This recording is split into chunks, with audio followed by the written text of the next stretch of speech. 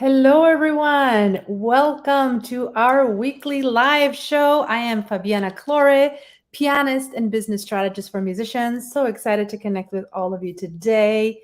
It is a snowy day here in Denton, Texas, and we have a full house. All my boys' schools have been canceled. So if you hear a little bit of commotion behind the scenes, you will know this is why, because both boys are at home today. So special thanks to my husband for taking the bullet and keeping the fort, holding the fort while I do all these things to serve you. And yeah, just excited to jump in and talk about preventing burnout. It's such an important topic. Let me know, by the way, if you're watching, where are you joining me from? I'd love to see you chime in the comments. And let me know if you are currently feeling burned out.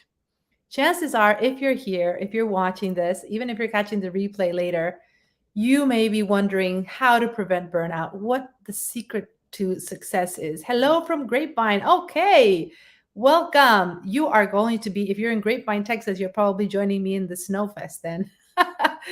It's so crazy here in Texas. Um, so here's the thing, for musicians, burnout is a real thing.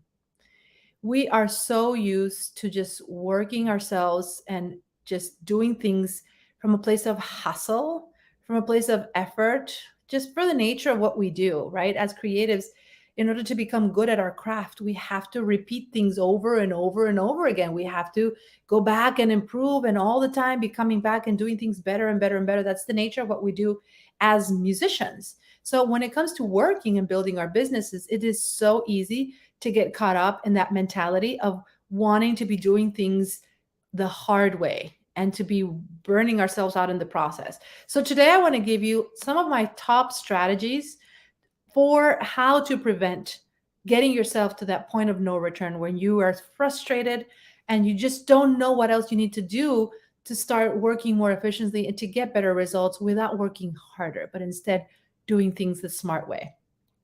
So, one of my best go to strategies is learning how to create morning and evening routines that become anchors for you to define what you need to do and then for you to be able to stop and rest and recharge at the end of your day.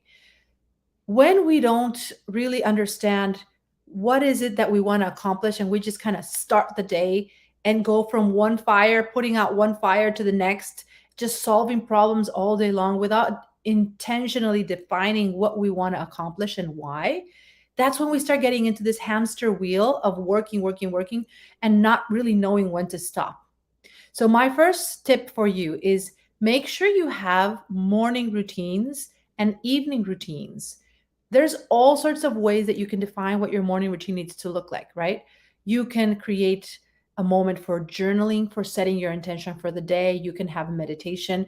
You should definitely have some sort of a movement routine, whether it's exercise, whatever, going out for a walk, some sort of habit that becomes just, you don't have to think about it because it's just ingrained in the way you do things day in and day out.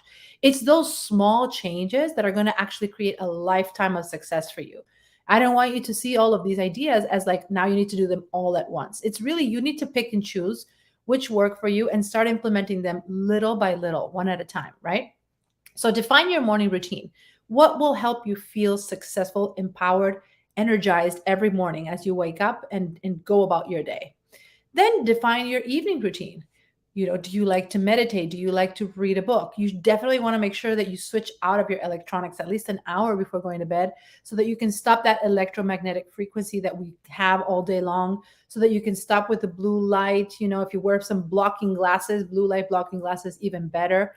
But you need to know that as human beings, like we're, natural entities that are designed to work based on the cycle of the sun. So when the sun goes up, our bodies get ready, our hormones start getting pumped up, everything gets ready for us to just go rock the day. And when the sun gets down, our hormones, our body starts shutting down. And if we keep working and continuing to push through the evening time and late evenings, then all of our natural cycles start getting like shifted.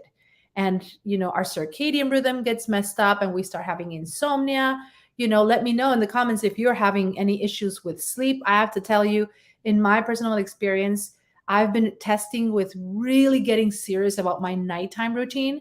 I've had been pretty steady in terms of creating a daytime routine, but the night was always challenged because I love what I do so much that I don't really want to stop at the end of the day. I just love keeping going, and there always seems like there's something else I could do, something else that could make a little bit more progress. And so as I've gotten more serious about really respecting and honoring my evening routine, I've been able to sleep better. And I cannot overestimate, I cannot just recommend enough the importance of defining, at what time are you going to stop working? Like writing it down. If you journal, write down what time am I going to stop working and make that commitment to yourself. And if you don't do it the next day when you journal, write down whether you actually followed through in what you intended to, right? So it's just having those opportunities to have accountability systems, whether it's through journaling, whether it's through meditation, whether it's through any sort of mindfulness practice, have a morning and evening routine. That's my number one recommendation. My second recommendation is you want to be clear about what done needs to look like at the end of your day. So don't just set to write 10 tasks in your to-do list, right? But make it clear for today, I will define being done when I have accomplished XYZ and make it super, super specific. Don't just say, I'm going to practice piano. Like, I want to make sure that I can master this piece, or at least this section of this piece, feel incredibly confident on it, or that I can finish memorizing this other piece. Or if you're working on your business, I want to make sure that I reach out to 10 people in my network, or that I work on these systems. Like, define very clearly what done is going to look like for you, whether you're working on your business, whether you're working on your health, on your life, anything. Make it clear what success is going to look like, so that when you get there, you know that you can stop. You know that you've achieved what you set out to achieve and that you don't have to keep going. There will always be the temptation to want to keep going. But if you define at the beginning of your day what done looks like, then when you get there, or when you get close to the done place, you will actually be able to stop, right? And the third tip is you're going to need to be very protective of your attention. During the day, we are living in a world where we're constantly bombarded for attention. People want our attention all day long. We get emails, we get texts, we get advertisements, right? We're constantly exposed to attention grabbing materials that put us in what I call reactive state. It's a reactive state of mind. We're responding, we're reacting, right? And so we have that as part of our lives, but you also need to build in time to be in what's called the deep mode, the deep focus state, when we're practicing our instruments, when we're trying to polish a piece of music, whatever it is, when you're writing music, when you're, if you're writing a book, or trying to really come up with some sort of strategic planning for your business, whatever that activity that you're doing that requires your absolute undivided attention, define that and protect it.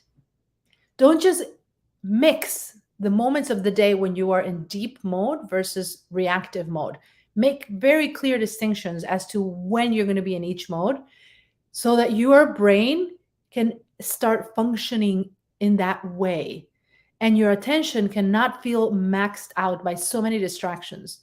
And when you are deciding to get yourself in this reactive mode, responding to texts, responding to emails, responding to whatever, define how long you're going to be in that mode.